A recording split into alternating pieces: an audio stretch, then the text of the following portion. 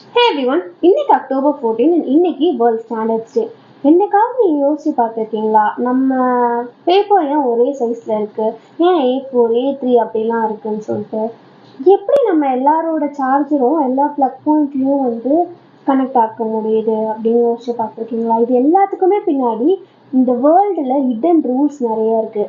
அப்படி ஸ்டாண்டர்டைஸ் பண்ணப்பட்டது தான் எல்லாமே.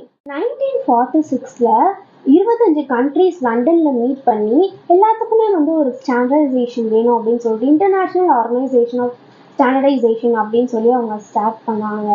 லேட்டர் அது ISO அப்படின்னு சொல்லி ஃபார்ம் ஆயிருக்கு. ஆனால் அது அஃபிஷியலாக 1970ல தான் ஃபர்ஸ்ட் செலிப்ரேட் பண்ணப்பட்டது. நம்ம டெய்லி யூஸ் பண்ணுற things like wifi, USB board, A4 sheet, இந்த கார் சீட் பெல்ட்லேருந்து நம்ம யூஸ் பண்ணுற கிரெடிட் டெபிட் கார்டு வரைக்கும் குளோபல் ஸ்டாண்டர்ட் படி தான் சைஸஸாக அரேஞ்ச் பண்ணப்பட்டிருக்கு.